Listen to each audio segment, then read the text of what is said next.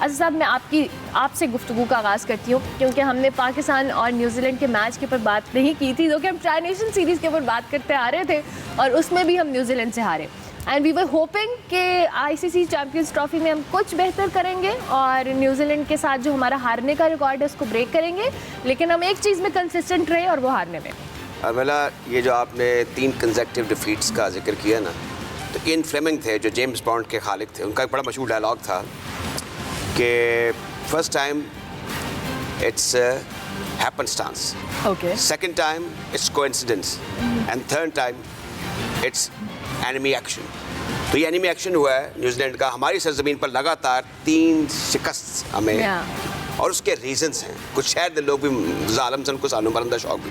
आप ज़रा मुलाहिज़ा फरमाएं, आपने अपने इंट्रो के दौरान ये भी बताया कि कल इंडिया का और बांग्लादेश का मैच हुआ। जी जी, दे प्लेड विद 2 स्पिनर, उन्होंने नथ डाली हुई थी इंडियन टॉप ऑर्डर बैट्समैन। ठीक है, ये हमारी समझ में हम इससे आ रही क्यों हैं? क्या हमारा जो इदारा है जो कि PCB है, जिसकी बड़ी इज्जत और एहतराम है, वहाँ पे काम करने वालों से भी हमें बड़ा प्यार है, लेकिन ये फैसले कैसे करते हैं?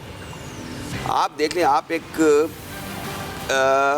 नातजुर्बाकार से स्पिनर के साथ मैदान में उतरे हैं, आपकी बैटिंग का कोई सिर पैर नहीं है।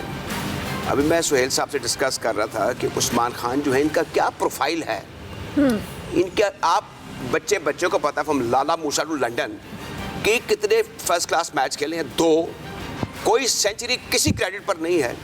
क्या ये इनकी क्या ख़ास खूबी है, या ये कोई मुग़ल आज़म का दरबार है कि जो दरबारी हैं वो अपनी मन मर्जी से टीमों को सेलेक्ट करते हैं या प्लेयर्स को नवाजते हैं?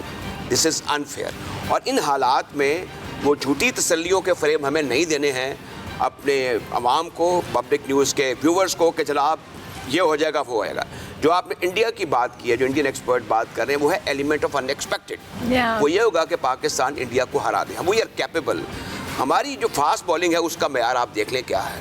हमारे जो स्पिनर है, कल शमी ने 5 आउट किए, 3 उनका वो दूसरा फास्ट बॉलर आउट कर गया, और बाकी उनके पास 3 स्पिनर्स भी हैं जो बड़े सरकर्दा हैं, जिन्होंने टेस्ट क्रिकेट, ODI और T20 खेली है, रणजी ट्रॉफी के बेतहाशा मैचेस खेले हैं। हमारे यहाँ पर एक रोब दबदबा होता है, वो जो अब्दुल हफीज़ कारदार या फजल के दौर का भी था, उसको हम कैच कर रहे हैं। बाकी सूरत हाल क्या है आप देख लें, हमारी रैंकिंग कहाँ है, हम कहाँ खड़े हैं, पहले ये भी देख लेना T20 में कहाँ हैं, और आप टेस्ट क्रिकेट में उस मुकाम पर है जो कि बिल्कुल बॉटम पर है। तो रैंकिंग में भी हम कुछ नहीं है। हमारी प्लेयर्स की जो टॉप रैंकिंग थी बाबर आजम की, वो भी उनसे छिन चुकी है।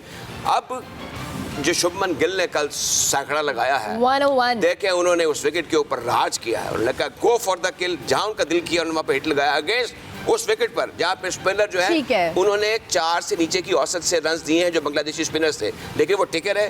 परसेवरेंस, डेडिकेशन, डिटर्मिनेशन का वो पैकर नजर आए। तो हमारे यहाँ ये चीजें जो है ये बड़ी कम है। अब यहाँ पर करना ये होगा, लास्ट बट नॉट लीस्ट, कि आप एग्रेसिव और अपनी नेशनल खेल खेलें। ठीक है, चूंकि इमरान सुहेल भी हमारे साथ मौजूद हैं और साथ साथ अभी हमें सैयद मोहम्मद अवैस भी ज्वाइन कर रहे हैं। Awais, thank you very much, आपका भी बहुत शुक्रिया। आप पर आने से पहले मैं इमरान से सवाल करूँगी। इमरान, अभी जिस तरह से अज़ीज़ साहब भी कह रहे हैं कि हमने विदाउट एनी प्लानिंग स्ट्रैटेजी हम ग्राउंड में उतरे अगेंस्ट न्यूजीलैंड, और वो हमारी एक नज़र आई कि हमारे पास कोई प्लान नहीं था। और फिर जब हम फ़खर जमान की बात कर रहे हैं, वो चैंपियंस ट्रॉफी से बाहर हो गए, उनसे एक्सपेक्टेशन थी। पहले साइम अयूब को लेकर हम बड़े ऑप्टिमिस्टिक थे कि जी वो खेलेंगे, लेकिन उनकी इंजरी ने डैमेज किया। सो बहुत सारे फैक्टर्स इन्वॉल्व हो चुके हैं इस सारी सूरत हाल में। देखिए, स्टार्ट क्योंकि आपने कहा था न्यूजीलैंड और पाकिस्तान से करना, तो पाकिस्तान और न्यूजीलैंड का जो मैच है, एक बंदे ने जो डेंट डाला उस पूरे मैच के अंदर, वो थे बाबर आजम। बाबर आजम की जो इनिंग थी, हमें ये लगा कि शायद वो सेल्फिश क्रिकेट खेल रहे हैं, उन्हें अपनी रैंकिंग बेहतर करनी है, उसे मुल्क से कोई गर्ज नहीं है, मुल्क जाए भाड़ में।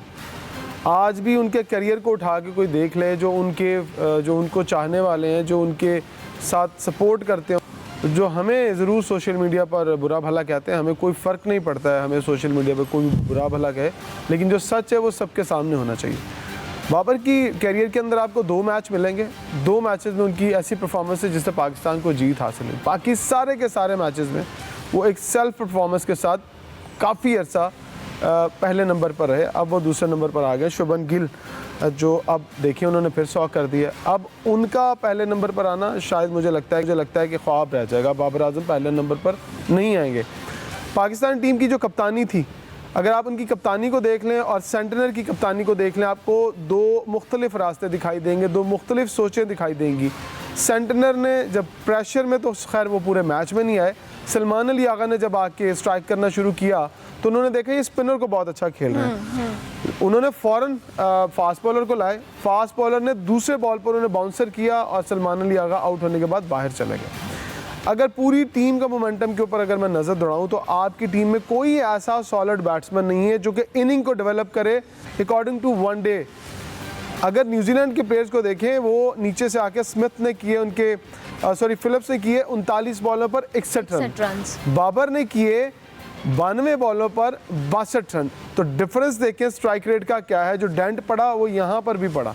तो हर जगह पर अगर मैं नज़र दौड़ाऊं तो मुझे बाबर ही बाबर दिखाई देता है ग्राउंड में। बाबर जब बाबर की आवाज़ आती थी बाबर की, तो बाबर साहब टुक करते थे। बाबर साहब वहाँ हमें माजी के मिसबा नज़र आते थे, जिनको वो कहा जाता था कि टुक प्लेयर। तो अगर पाकिस्तान को क्रिकेट जितवानी है तो आपको मतलब आपको सब कुछ छोड़ के दिलेरी के साथ जाना पड़ेगा। आपको ये नहीं सोचना पड़ेगा कि आपका 50 हो रहा है, 100 हो रहा है। ठीक है। इंडिया की राज साहब को थोड़ा सा मैं ऐड कर दूं, इंडिया की टीम पूरे प्लान के साथ आई। आपको मैंने मॉर्निंग शो में टॉप 4 बताए थे, तो टॉप 4 कौन होंगे, उसमें इंडिया और न्यूजीलैंड होगा और वो दोनों पहले मैच जीते हैं। दूसरी तरफ से साउथ अफ्रीका एंड अफगानिस्तान होंगे।